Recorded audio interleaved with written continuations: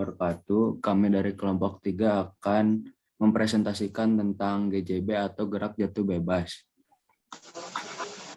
Pengertian gerak jatuh bebas atau biasa disingkat GJB adalah gerak yang hanya dipengaruhi oleh gaya gravitasi bumi. Syarat utama suatu benda mengalami gerak jatuh bebas adalah kecepatan awal benda sama dengan 0 atau benda bergerak tanpa kecepatan awal. Percepatan gerak jatuh bebas atau mengikat arah benda mengalami gerak jatuh bebas searah dengan percepatan gravitasi bumi. Maka besar percepatan benda sama dengan percepatan gravitasi bumi. Dari gambar di samping terlihat bahwa lamanya benda di udara hanya dipengaruhi oleh ketinggian dan percepatan gravitasi, atau tidak ada besaran lain yang berpengaruh. Misalnya, dua buah benda memiliki massa berbeda dan keduanya jatuh dari ketinggian yang sama. Maka waktu tempuh kedua benda akan tetap sama. Dalam hal ini, gesekan udara diabaikan. Rumusan gerak jatuh bebas. Secara matematis, hubungan antara rumus GLBB secara GJB didapatkan persamaan berikut. V sama dengan V0 ditambah AT. Jika kecepatan awalnya V0 sama dengan 0, maka V sama dengan V0 ditambah AT sama dengan 0 tambah AT. Lanjutannya. Ingat kembali persamaan jarak pada GLBB, yaitu sebagai berikut.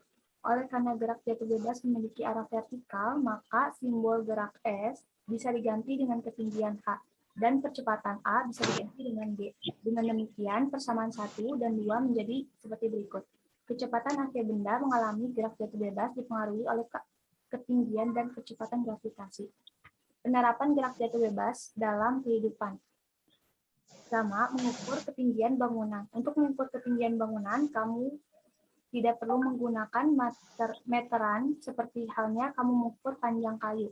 Cobalah untuk melemparkan batu atau benda lain dari puncak bangunan tersebut. Lalu hitung lama benda untuk sampai ke tanah. Setelah waktu yang ditentukan, kamu bisa memasukkan besaran waktu tersebut pada persamaan ketinggian. H. Gerak jatuh bebas, mudah kan? Kedua, mengukur kedalaman kolam. Jika kamu ingin tahu kedalaman kolam, tetapi tidak memiliki meteran untuk mengukurnya, coba gunakan prinsip gerak jatuh bebas. Lemparkan batu dari permukaan kolam dan catat waktu yang diperlukan batu untuk mencapai dasar. Nah, teori ini akan berhasil jika kolam dalam keadaan kosong, artinya belum terisi oleh air. Contoh soal 1. Vero dan Ferry berada di sebuah bukit. Tak jauh dari lokasi mereka terdapat jurang yang tidak terlalu dalam. Sebagai langkah antisipasi, mereka ingin tahu seberapa jurang tersebut. Untuk mengukurnya, Ferry melemparkan batu ke dalam jurang dan Vero mengukur waktu yang diperlukan untuk mencapaikan dasar jurang. Dari hasil dari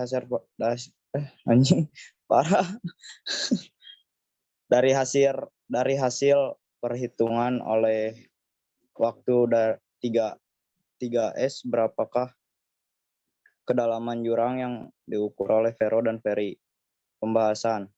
Diketahui T sama dengan 3S, ditanyakan H sama dengan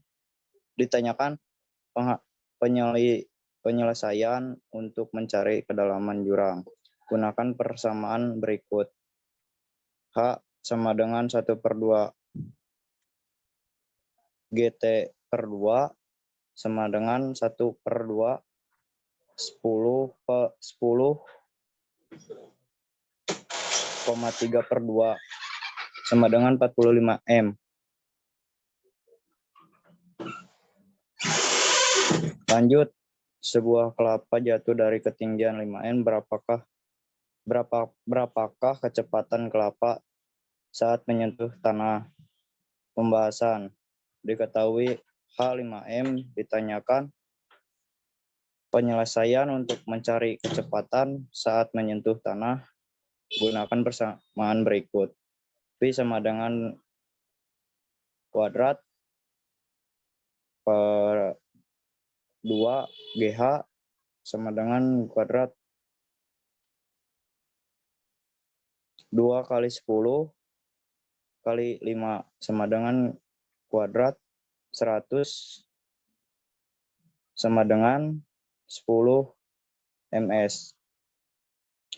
Lanjut, tanpa sengaja JJ melihat ada mangga yang jatuh dari pohonnya waktu dibutuhkan mangga untuk sampai di tanah terukur 2S. Tentukan kecepatannya mangga saat tiba di tanah. Pembahasan diketahui. T sama dengan 2S ditanyakan. Penyelesaian gunakan persamaan berikut ini.